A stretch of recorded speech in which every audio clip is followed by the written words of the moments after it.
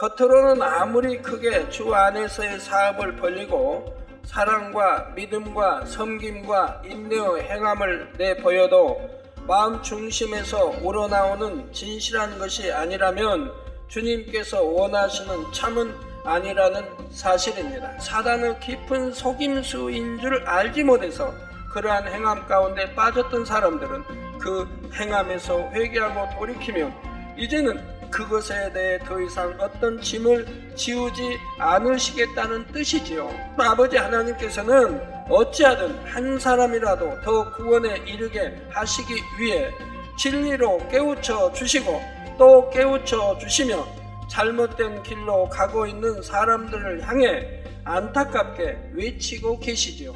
아무리 행함적인 면에 있어서 충성, 봉사한다 할지라도 마음의 성결을 이루어가는 영적인 성장이 없다면 그것은 바로 신앙생활이라 할 수가 없지요.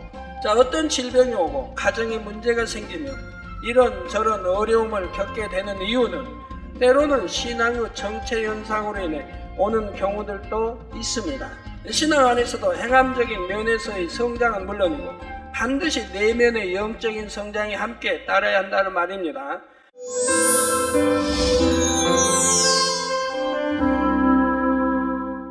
사랑하는 성도 여러분, 시청자 여러분, 지난 시간까지는 주님께서 두아디라 교회에 주신 말씀에 담긴 일반적인 의미를 말씀드렸습니다.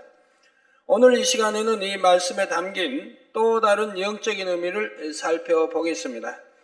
이 말씀 안에는 하나님을 믿고 주님을 섬긴다 하면서도 진리를 왜곡하여 우상을 섬기고 있는 사람들을 깨우쳐 주시기 위한 내용이 담겨 있습니다.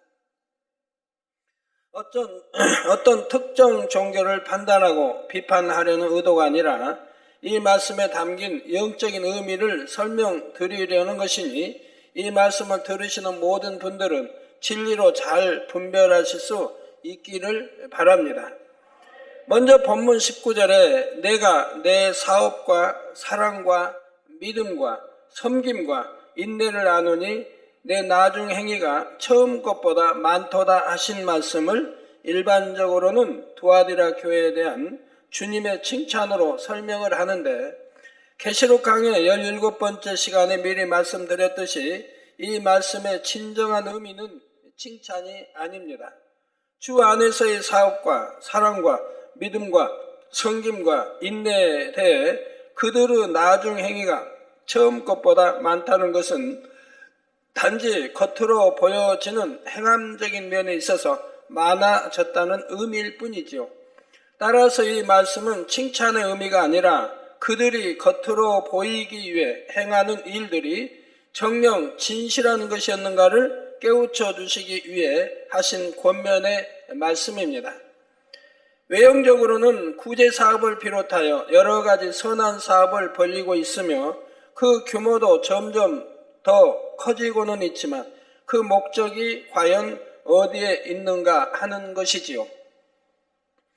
물론 그들의 선한 사업이 잘못이라는 뜻이 아니라 그렇게 행해 나가는 목적이 사람들에게 자신들의 선한 모습을 보여주며 좋은 이미지로 만들어가기 위한 것은 없었는지 스스로 돌아보기를 원하시는 것입니다. 야고보서 2장 15절에서 17절에 만일 형제나 자매가 헐벗고 일용할 양식이 없는데 너희 중에 누구든지 그에게 이르되 평안히 가라, 더웁게 하라, 배부르게 하라 하며 그 몸에 쓸 것을 주지 아니하면 무슨 이익이 있으리요? 이와 같이 행함이 없는 믿음은 그 자체가 죽은 것이라 말씀한 대로 주 안에서 섬기고 구제하며 선을 베푸는 일들은 분명히 사랑이고 믿음이 있다는 증거이지요. 그런데 문제는 이렇게 행함의 증거만을 가지고는 그것이 참이라고 말할 수 없다는 사실입니다. 요한일서 3장 18절에 보면 자녀들아 우리가 말과 혀로만 사랑하지 말고 오직 행함과 진실함으로 하자는 말씀처럼 말과 혀로만 사랑한다 해서도 안 되지만 행함 역시 반드시 진실함이 동반되어야 하지요. 겉으로는 아무리 크게 주 안에서의 사업을 벌리고 사랑과 믿음과 섬김과 인내의 행함을 내보여도 마음 중심에서 우러나오는 진실한 것이 아니라면 주님께서 원하시는 참은 아니라는 사실입니다. 예를 들어 구제로 섬기는 일도 우리는 이렇게 구제하며 선한 일을 한다. 우리가 하는 일은 옳은 것이다. 이렇게 하는 것이 사랑이며 믿음이다 하며 자기 만족이나 드러내려는 마음으로 행한다면 중심을 보시는 하나님 앞에서는 결코 참된 것이 될 수 없다는 말이지요. 더욱이 자신들의 이미지를 좋게 만들어가기 위해, 즉 남들에게 좋게 보여지기 위한 목적으로 이런저런 일들을 행해 나간다면 그것은 자칫 외식이 되어버리고 맙니다. 그리고 이러한 외식적인 행함은 결국 알맹이 없는 신앙으로 변질되고 말지요. 하나님께서 원하시는 것은 마음의 거룩함이며 거룩한 마음에 진실을 담아 행하는 사랑과 믿음과 섬김과 인내입니다.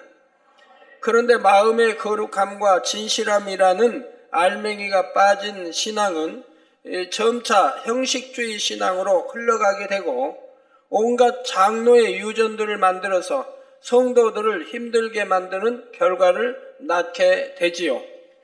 그래서 기독교 역사를 보면 초대교회의 순수했던 신앙이 시간이 지나면서 사람들이 만들어 놓은 형식에 매여감으로 점차 변질되어 갔던 것을 볼 수가 있습니다.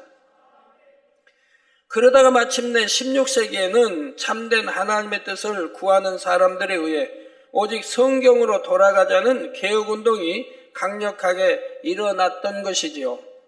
성도 여러분, 이 시간에 특정한 사람들에 대해 어떤 판단이나 비판을 하려는 것은 아닙니다. 그렇지만 하나님을 믿고 예수님을 구세주로 영접하여 진리인 성경 말씀에 따라 신앙생활 한다고 하면서도 사람들이 만들어 놓은 틀에 매여 잘못된 신앙생활을 하는 경우들이 많다는 사실입니다. 심지어 종교의 현지 토착화라는 명목 아래 현지의 토착신앙이나 풍습까지도 자신들의 종교 안에 포용해 나가는 정책을 썼습니다. 그래서 우리나라에서도 조상에게 제사 지내는 것을 허용하고 있지요. 물론 조상의 은혜를 기리며 감사하는 마음을 가지는 것 자체가 잘못되었다는 것은 아니지만 이러한 명분 아래 제사의식을 허용한다면 그것은 결과적으로 진리인 하나님의 말씀을 정면으로 어기게 된다는 사실입니다. 고린도전서 10장 20절에 보면 분명히 대저 이방인의 제사하는 것은 귀신에게 하는 것이요 하나님께 제사하는 것이 아니니 나는 너희가 귀신과 교제하는 자 되기를 원치 아니하노라 말씀하고 있지요. 그럼에도 불구하고 유일신 하나님 한 분을 섬기며 예수님을 구세주로 믿는다고 고백하면서 이러한 일들을 허용하고 있는 것입니다. 오늘 본문에 보면 자칭 선지자라 하는 여자 이세벨이 나오고 그 여인으로 인해 함께 음행에 동참한 사람들도 나오지요. 바로 이런 것처럼 자칭 선지자라 하는 사람이 잘못된 비진리를 가지고 사람들을 현혹하여 함께 비진리 가운데로 빠져가는 현상들이 오늘날에도 나타나고 있다는 말입니다.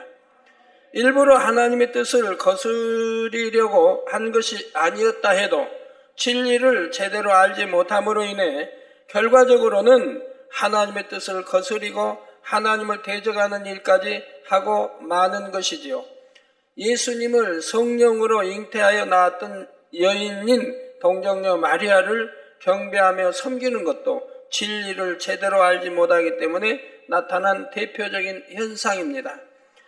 그들은 물론 동정녀 마리아를 우상으로 섬기는 것이 아니라 구세주 예수님을 낳은 분으로서 그분에게 최상급의 공경의 예를 갖추어 섬겨드리는 것뿐이라고 말을 하지요. 하지만 결과적으로는 진리를 분별 못하는 사람들이 피조물의 형상 앞에 절하며 복을 입힐도록 잘못 인도해가고 있다는 사실입니다. 자, 그렇다면 이에 대해 진리는 과연 어떻게 말씀하고 있을까요? 그 해답을 예수님께서 직접 하신 말씀을 통해 찾아보도록 하겠습니다. 요한복음 19장 26절에서 27절에 보면 예수께서 그 모친과 사랑하시는 제자가 곁에 섰는 것을 보시고 그 모친께 말씀하시되 여자여 보소서 아들이니이다 하시고 또 그 제자에게 이르시되 보라 내 어머니라 하신대 그때부터 그 제자가 자기 집에 모시니라 했지요. 이때 예수님께서 동정녀 마리아를 향해 보소서 아들이니이다 하신 것은 곁에 선 제자 요한을 가리켜 아들이라 하신 것입니다. 그러니까 요한에게 지금 내 어머니처럼 섬기라고 지금 말씀하시는 거예요. 예수님께서 자신을 가리켜 아들이라 말씀하신 것이 아니라는 말이지요. 또한 예수님께서는 동정녀 마리아를 향해 어머니여 하신 것이 아니라 여자여 하고 부르셨다는 사실입니다. 예수님께서 마리아에 대해 공경에 드리려는 마음이 없으셔서 이처럼 여자여라고 부르셨겠습니까? 그럼에도 성경에는 예수님께서 동정녀 마리아를 어머니라 부르신 기록이 없습니다. 요한복음 2장에 예수님께서 물로 포도주를 만드실 때도 예수님께서는 동정녀 마리아를 향해 여자여 나와 무슨 상관이 있나이까 내 때가 아직 이르지 못하였나이다 하시며 여자여 하고 부르셨지요. 어머니라고 부르시질 않았습니다. 성경에 동정녀 마리아를 어머니 또는 모친이라 표현하고 있는 것은 예수님의 입장에서 말씀하신 것이 아니라 성경을 기록한 제자들의 입장에서 그처럼 기록을 하고 있을 뿐입니다. 그러면 제자들이 기록할 때 참 여자여라고 기록할 수 없지 않습니까? 그래서 제자들은 그렇게 모친 또는 어머니라고 기록했고 예수님은 친히 부르실 때 여자여라고 부르셨다는 얘기입니다. 이는 동정녀 마리아가 결코 예수님의 어머니가 될 수가 없음을 분명히 말씀하고 있는 것이지요. 예수님은 아버지 하나님과 근본 하나이시며 삼위일체 하나님 중 한 분이십니다. 그리고 창조주 하나님께는 어머니가 있을 수 없지요. 출애굽기 3장 14절에 보면 하나님께서는 스스로 있는 자라 말씀하셨습니다. 누군가 하나님을 낳은 것도 아니요 하나님을 만들어낸 것도 아닙니다. 하나님은 영원 전부터 영원 후까지 스스로 계신 분이십니다. 그러므로 근본 하나님의 본체이신 예수님께서 피조물인 동정녀 마리아에게 어머니라 부를 수는 없는 것입니다. 우리 성부, 성자, 성령, 삼위일체 하나님이라고 부르지 않습니까? 그럼 하나님의 거룩할 성자, 성모가 어머니, 거룩한 어머니가 어찌 있을 수 있겠습니까? 육적으로도 동정녀 마리아는 예수님의 어머니가 될 수 없지요. 자, 왜 육적으로도 어머니가 될 수 없는가? 낳았는데 잘 여러분들이 음미해 보시기 바랍니다. 사람이 잉태될 때는 아버지의 정자와 어머니의 난자가 결합하게 됩니다. 그런데 예수님의 경우는 마리아가 예수님을 낳기는 했지만 마리아의 난자를 통해 예수님이 잉태되신 것은 아니죠. 여러분들이 태어날 때에 아버지의 정자와 어머니의 난자가 사랑할 때 결합하여 지금 착상해서 잉태되어 여러분이 나오셨다 이 말입니다. 그래서 나를 낳아주신 어머니를 어머니라 하는 것이고 또 낳아주신 아버지를 아버지라고 부르는 거예요. 왜? 나를 잉태해서 낳으신 분이 그 아버지의 정자와 어머니의 난자가 결합해서 잉태되어 내가 낳았기 때문에 육의 아버지 또는 육의 어머니 아버지라고 부른다 이 말입니다. 여러분 다 그렇지 않습니까? 그런데 우리 예수님은 난자와 정자와 난자가 결합하여 나오신 것이 아니라 이 말입니다. 어느 누구의 정자를 받은 것도 아니고 또 여자의 난자를 받아서 잉태한 분이 아니라 이 말입니다. 그러니 어떻게 육의 어머니도 육의 아버지도 있을 수가 없는 것이지요. 예수님은 마리아의 몸을 빌어 나셨을 뿐 잉태될 때는 근본 하나님과 하나이신 성령의 능력으로 잉태되셨습니다. 성령으로 잉태되셨다 이 말이에요. 비유를 들어 과학기술이 아주 발달하여 설령 아이를 인큐베이터 같은 곳에서 잉태시켜 자라게 할 수 있다고 해도 인큐베이터가 아기의 부모가 될 수는 없습니다. 그 아이의 부모는 아이를 잉태하기 위해 정자와 난자를 제공한 사람들이 되는 것이지요.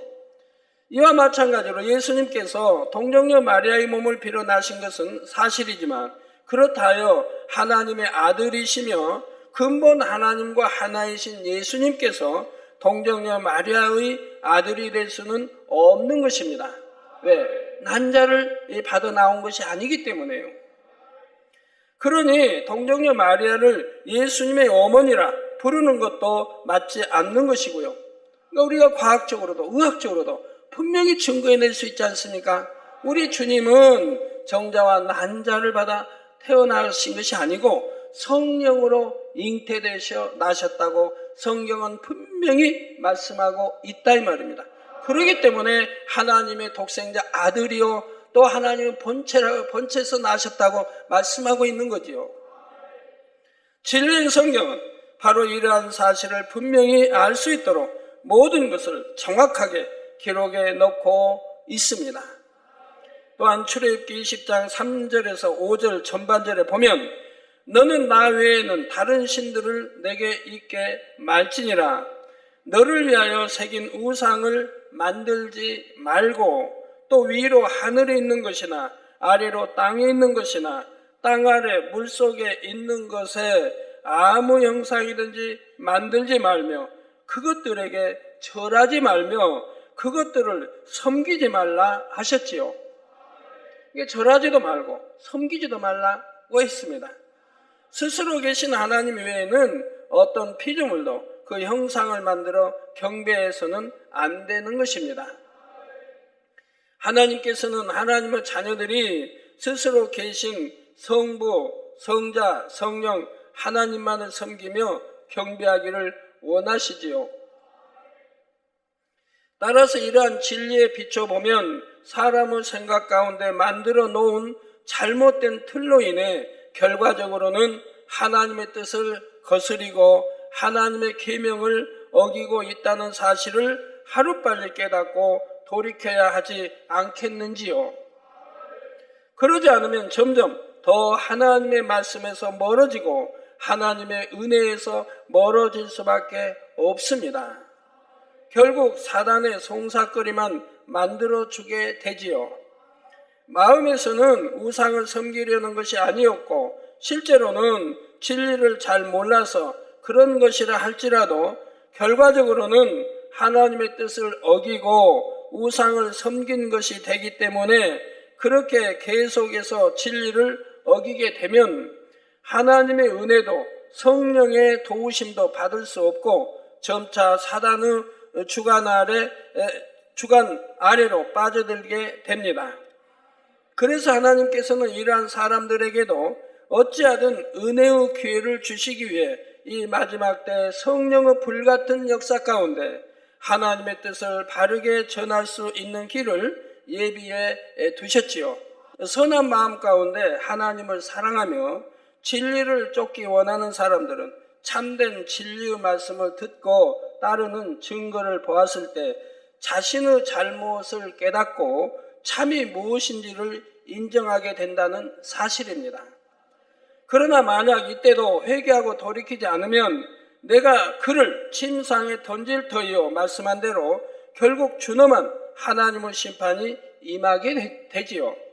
성도 여러분, 지금 동정녀 마리아를 경배하며 잘못 섬기고 있는 분야에 대해서 간단히 설명했지만 사실 다른 여러 분야에서도 진리에 예배되는 모습들을 찾아볼 수가 있습니다. 예를 들어 술과 담배 자체가 악은 아니지만 그로 인해 발생되어지는 수많은 죄악을 생각하면 하나님의 자녀로서 어떻게 해야 할지를 진리로 분별해 볼 수가 있지요. 예를 들어 담배는 우리 몸에 또 해가 되지 않습니까? 여러 가지 암을 비롯하여 병들을 유발시킵니다. 몸에 해가 되죠. 또 술은 이제 취함으로 인해서 내 행동이 나오질 않냐고 잘못된 행동 언어가 나오는 걸 볼 수가 있습니다. 마음의 품은 감정이나 미움이나 여러 가지 오해된 이러한 것들이 절제했다가 술이 들어가면 절제하지 못하고 막 포부되는 걸 볼 수가 있어요. 입술로. 온갖 그래서 합당하지 못한 말이 나오고 합당하지 못한 행동들이 나와요. 그러면 이렇게 취하게 되면 그리스도의 이렇게 하나님의 아들, 딸로 자녀로서의 그런 참 본이 되는 그런 행동 말이 나올 수가 없지요. 오히려 하나님께 영광을 돌리게 되지요. 술이나 담배 자체가 죄는 아닙니다. 악은 아닙니다. 그러한 것으로 인해 그런 나쁜 행동들이 나오게 만드는 근원이 되기 때문에 못하게 하는 거죠. 그리고 몸에 또 해롭기 때문에 못하게 하는 거죠. 하나님의 사람들은 성령 술에 취해서 신앙생활을 해 나가야 하는데 세상의 육적인 술에 취해 세상 사람들과 똑같이 죄악을 행하면서도 하나님을 사랑한다 말한다면 그 말이 과연 진실한 것이겠는지요.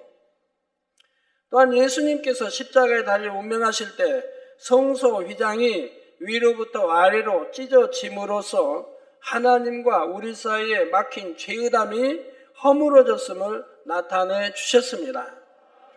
이제는 주님의 보혈로 죄사함을 받고 하나님을 아버지라 부를 수 있는 하나님의 자녀가 되었지요. 그런데도 예수님께서 십자가 지시기 전에 우리가 아직 죄인 되었을 때 직접 하나님 앞에 나갈 수 없었을 때처럼 여전히 자신의 죄를 다른 사람, 즉 대리인을 통해 하나님께 대신 고해서 사함받을 수 있다고 말한다면 주님께서 이것을 얼마나 안타까워 하시겠습니까? 예수님께서 십자가 지신 이후에 신약에 와서 누군가 그렇게 대신 죄를 고하고 사함을 받도록 가르친 사도나 주님의 제자가 있었습니까? 우리 주님도 그렇게 가르치지 아니하셨고요. 하나님 앞에 직접 기도하도록 주 기도문도 가르쳐 주셨고요. 또 주님도 또 제자도 함께 직접 하나님께 기도하도록 가르치지 않으셨습니까? 겟세마네 동산에서도 제자들 데려가셨습니다. 그리고 깨어 기도하라고 했습니다. 누구에게 기도하라고 했습니까? 하나님께 하라고 한 것이죠.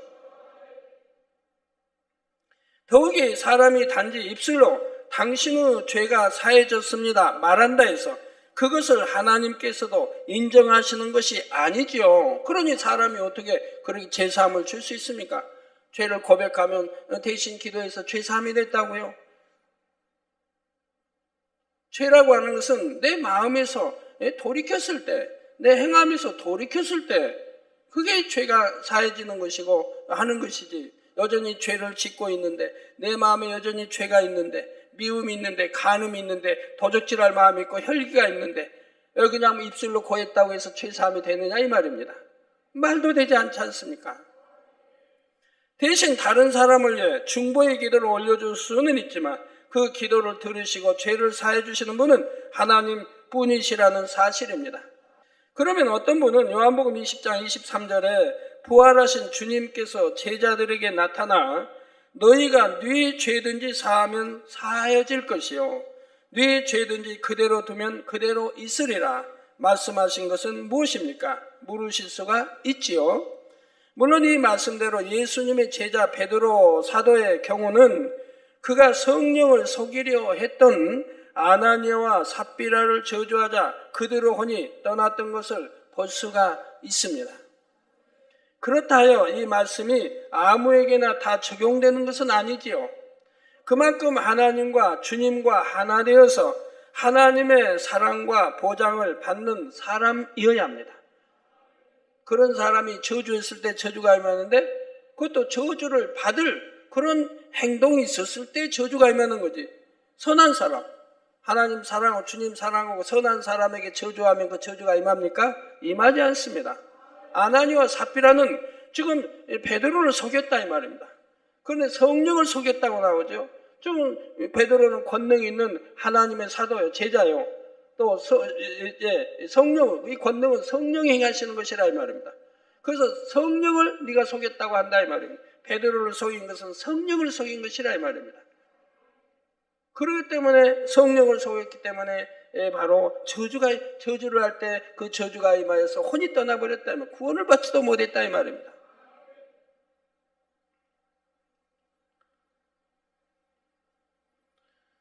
그 아무의 저주나 임하는 게 아닙니다. 하나님과 주님과 하나 되어서 하나님의 사랑과 보장을 받는 사람의 입술의 말이 바로 그 말이 임하게 되는 것이라 이 말입니다. 그래서 엘리사가 저주하니 암콤이 나와서 그 많은 아이들을 찢어 죽이지 않습니까?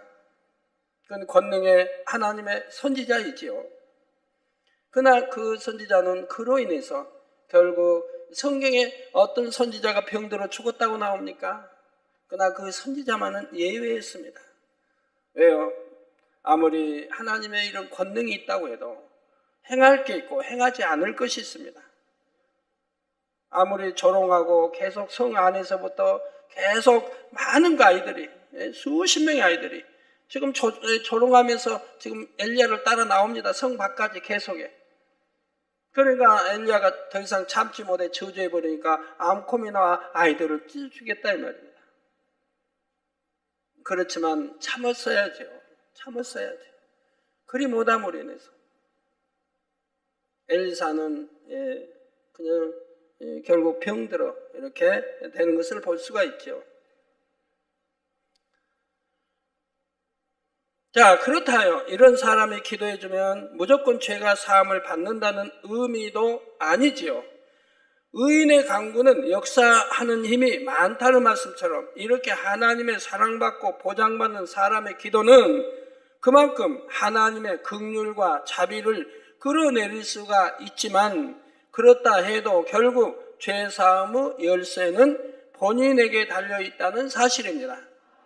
요한일서 1장 7절에 저가 빛 가운데 계신 것 같이, 즉 하나님이, 우리 주님이 빛 가운데 계신 것 같이 우리도 빛 가운데 행하면 우리가 서로 사귐이 있고, 우리도 빛 가운데, 즉 진리 가운데, 성 가운데 이렇게 행하면 우리가 서로 사귐이 있다. 즉 하나님과 우리 사이에 사귐이 있다. 즉 하나님 사랑해요 하면 하나님도 그래 너는 나를 사랑한다. 하나님 믿습니다. 주님 믿습니다. 그러면 그래 너 믿는 것을 내가 안다. 인정해 주십니다. 서로 사귐이 있다 이 말입니다. 그래서 우리도 빛 가운데 행하면 우리가 서로 사귐이 있고 그 아들 예수의 피가 우리를 모든 죄에서 깨끗하게 하실 것이라고 말씀한 대로 우리가 빛 가운데 행하니 말씀 안에 사니까 그 아들 예수의 피가 우리 죄를 깨끗하게 해주신다고 했다 이 말입니다. 말씀대로 살지도 않는데 죄악 중에 사는데 비진리 가운데 사는데도 우리 주님의 보혈의 피가 우리를 씻어준다 하지 않았습니다. 그러니까 믿습니다 한다고 해서 죄가 사함받는다고 성경은 절대 한 적이 없습니다. 설령 어떤 죄를 범했다 할지라도 이제는 철저히 회개하고 돌이켜서 빛 가운데 행해 나갈 때라야 예수님의 보혈로 모든 죄를 사함받게 되는 것이죠.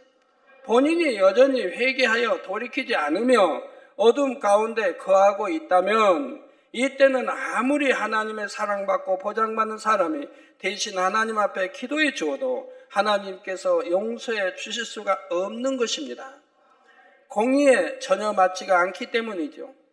그렇게 해서 용서가 된다면 사람들이 아무렇게나 살면서 죄를 짓다가 하나님의 사람 앞에 나와 기도해 달라고 할 것이고 그래서 죄를 용서받으면 또 나가서 죄를 짓고 살지 않겠습니까? 이것이 어찌 공의겠고 참된 인간 경작이겠습니까?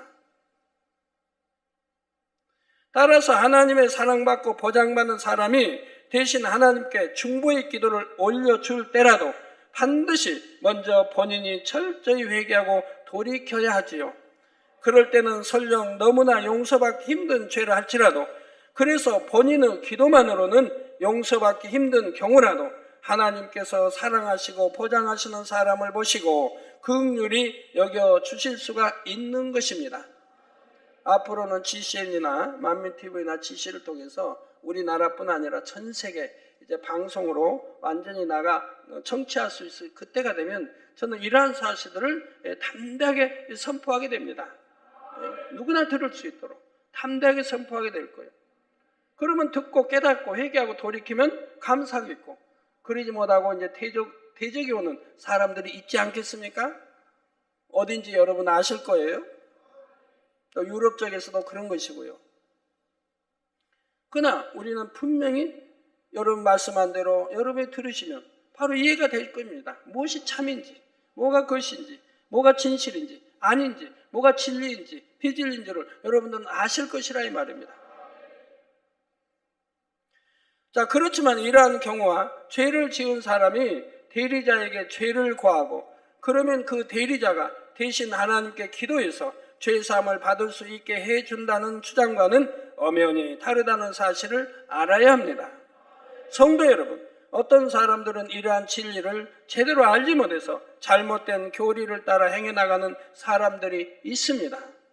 이런 사람들은 비록 그 행함이 하나님의 뜻을 거스린 것이기는 하지만 그것이 하나님의 뜻을 거스리는 것인 줄 알면서도 일부러 그렇게 행했다거나 악한 마음을 가지고 한 것이 아니기 때문에 하나님께서도 이해해 주시려고 하지요.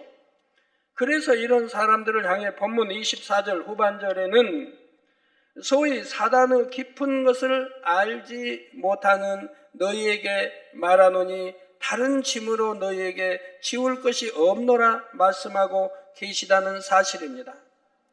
모든 것을 행한 대로 갚아주시는 공의 하나님이시지만 이렇게 사단의 깊은 속임수인 줄 알지 못해서 그러한 행함 가운데 빠졌던 사람들은 그 행함에서 회개하고 돌이키면 이제는 그것에 대해 더 이상 어떤 짐을 지우지 않으시겠다는 뜻이지요.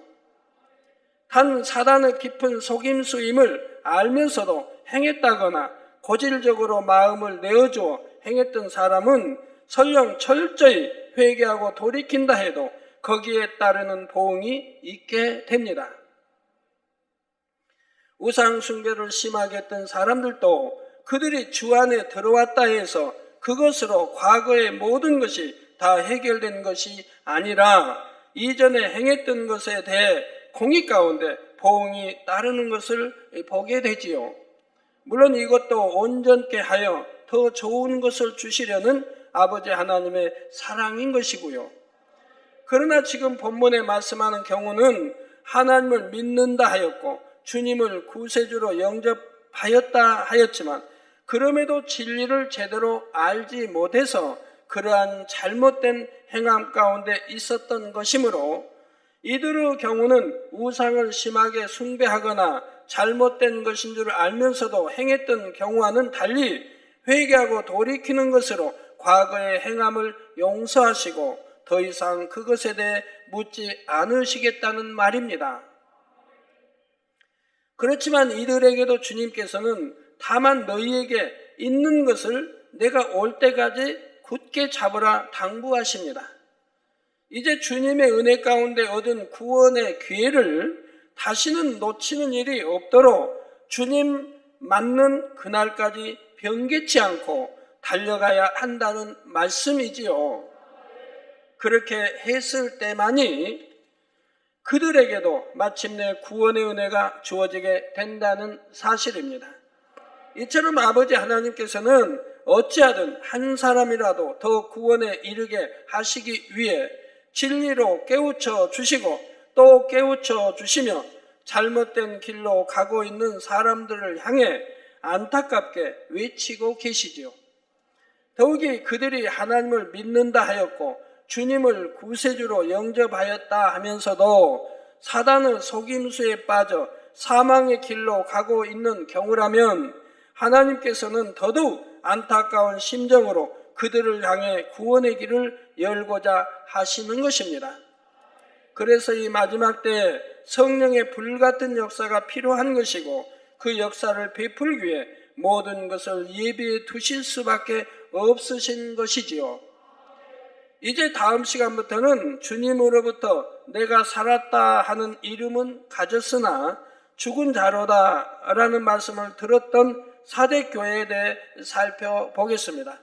사랑하는 성도 여러분, 어린아이가 태어나면 세월의 흐름에 따라 점차 성장을 하듯이 신앙 안에서도 영적인 성장은 계속되어야 합니다.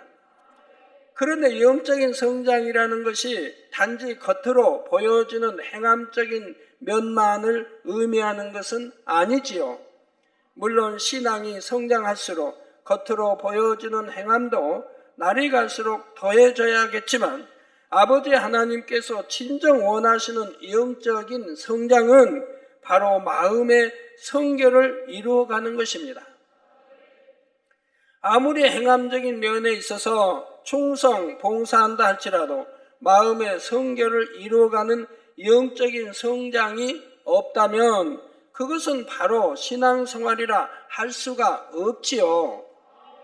마치 어린아이가 세월이 흐르면서 육적인 성장과 정신적인 성장이 함께 이루어져야 하듯이 신앙 안에서도 행함적인 면에서의 성장은 물론이고 반드시 내면의 영적인 성장이 함께 따라야 한다는 말입니다.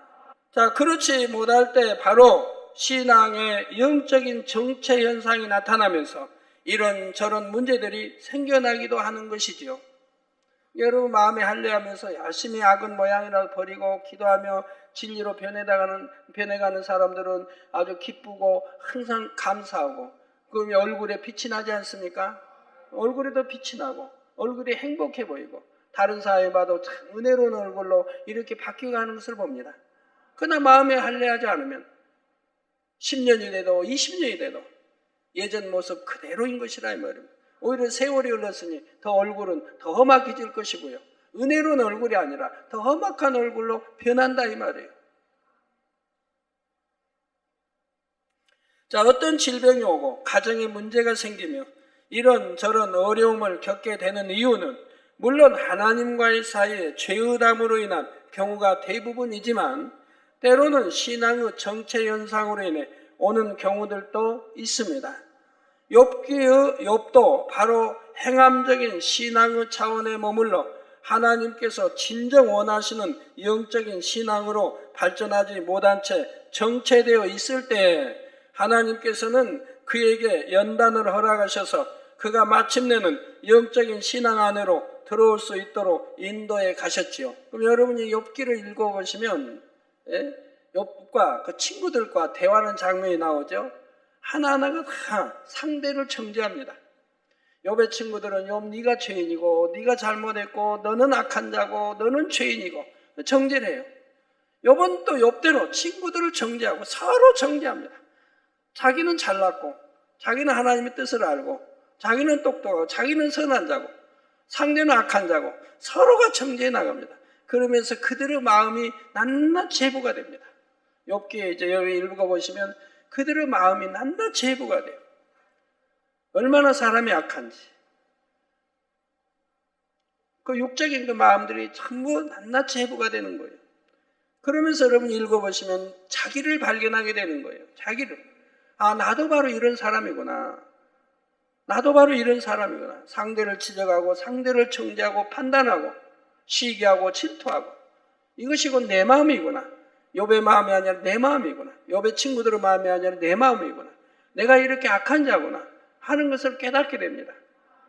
그걸 읽으면서 회개해 나가면 욥기 한 권 읽었을 때 여러분 얼마나 성결로 들어가겠습니까? 날 즉시 버려나가면 그러면 한밤이면 읽을 텐데 한 이틀 잡고요. 한 이틀이면 읽을 텐데 이틀 만에 여러분 얼마나 성결로 많이 들어가겠어요. 그래서 책이 있어야 한다니까요. 신앙 안에서도 행함적인 면에서의 성장은 물론이고 반드시 내면의 영적인 성장이 함께 따라야 한다는 말입니다. 그렇지 못할 때 바로 신앙의 영적인 정체 현상이 나타나서 이런저런 문제들이 생겨나고요. 어떤 질병이 오고 가정에 문제가 생기며 이런저런 어려움을 겪게 되는 이유는 물론 하나님과의 사이에 죄의 담으로 인한 경우가 대부분이지만 때로는 신앙의 정체 현상으로 인해 오는 경우들도 있습니다. 욥기의 욥도 바로 행함적인 신앙의 차원에 머물러 하나님께서 진정 원하시는 영적인 신앙으로 발전하지 못한 채 정체되어 있을 때에 하나님께서는 그에게 연단을 허락하셔서 그가 마침내는 영적인 신앙 안으로 들어올 수 있도록 인도해 가셨지요. 여러분 역사를 아주 오래전 2000년 전, 1000년 전에도 역사를 쭉 더듬어 보면 우리나라 역사도 그렇고 중국의 역사도 역사를 이렇게 더듬어 보면 선하게 살았던 사람들이에요. 이름 있는 재상이든 나오면 우리가 알지 않습니까? 정말 선하게 그 당시 예수가 우리 구세인 줄 몰라도 선하게 살았던 사람들은 다 신을 인정하는 걸 봐요. 신을 인정해요. 그리고 선하게 살아요. 그런 사람들은 다 장수한 것을 봐요. 병들어 죽었다든가 그런 게 없어요. 옛날에 약도 없고 병원도 없을 때도 우리나라 옛날에 약도 없고 병원 없을 때도 그런 분들은 그렇게 선했던 분들은 다 장수했다 이 말입니다. 70살, 80살 그렇게 사셨다 이 말이에요. 약도 없고 병원도 없을 때도. 오늘날도 마찬가지 아닙니까? 여러분들이 정녕 하나님 말씀 안에 살면 건강히 살 수 있지 않습니까? 하나님이 더군다나 지켜주시니 오늘같이 이렇게 공기 오염되고 질병 많은 이런 곳에도 하나님이 지켜주시니 오염되지 않냐고 건강하게 살 수 있는 것을 보게 된다 이 말입니다. 그러므로 여러분도 이러한 사실을 잘 깨달아서 하나님 앞에 어떠한 죄의담도 없어야 하는 것은 물론이고 신앙의 영적인 정체가 없이 날마다 성장을 이루어 나가는 충만한 신앙생활을 하실 수 있기를 바랍니다. 그래서 에베소서 4장 13절에 우리가 다 하나님의 아들을 믿는 것과 아는 일에 하나가 되어 온전한 사람을 이루어 그리스도의 장성한 분량이 충만한 데까지 이르리니 하신 말씀처럼 여러분의 신앙이 신속히 성장하여 영으로 온영으로 이루어 나오시기를 주님의 이름으로 축원합니다.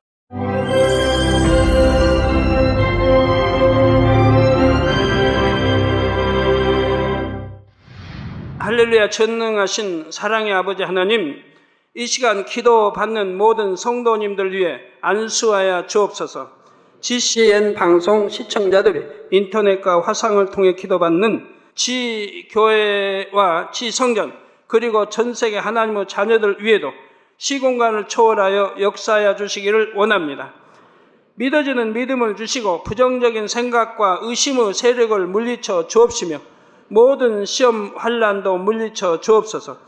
머리부터 발끝까지 오장육부, 뼈, 마디마디, 온몸의 신경, 조직, 세포 등 아픈 곳마다 성령의 불로 태우시고 근본의 빛으로 역사하여 주옵소서.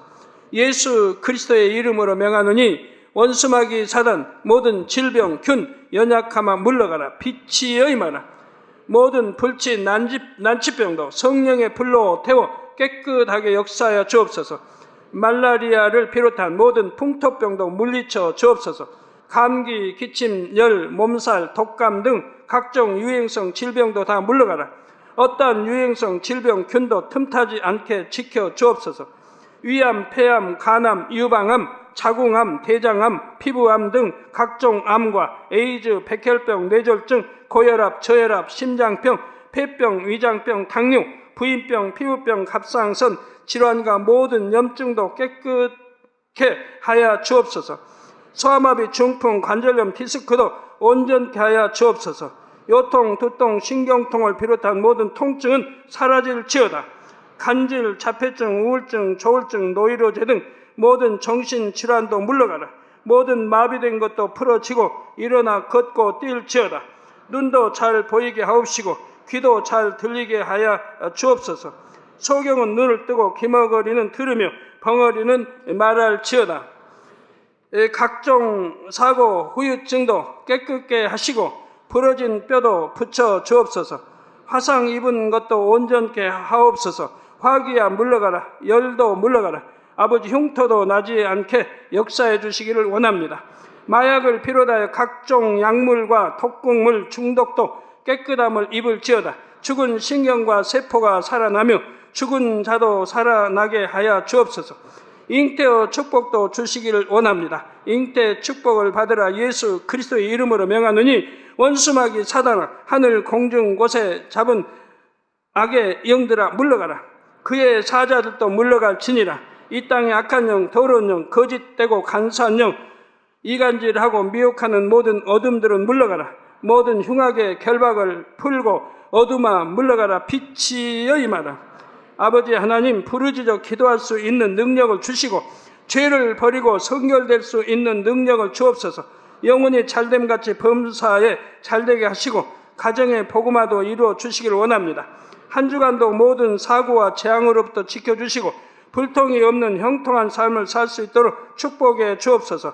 성령의 불담으로 천군 천사와 주님의 불꽃 같은 눈동자로 모든 하나님의 자녀들과 가정, 일터, 사업터를 지켜주시기를 원합니다. 학생들에게 지와 명철을 더하시고 공부도 할 수 있는 뜨거운 마음과 열정도 더하여 주옵소서. 마음과 생각을 세상에 빼앗기지 않도록 지키시고 하나님을 뜨겁게 사랑하는 학생들로 축복하여 주옵소서. 하나님의 자녀들이 먹으나 마시나 입으나 무엇을 하든지 하나님 앞에 영광 돌리는 삶이 되게 축복하여 주시기를 원합니다. 나는 하나님을 만났노라, 체험했노라, 응답 받았노라, 축복 받았노라, 간증하는 입술이 되게 역사하여 주옵소서. 아버지 하나님 감사합니다. 홀로 영광 받으옵소서. 우리 주 예수 그리스도의 이름으로 기도하옵나이다. 아멘.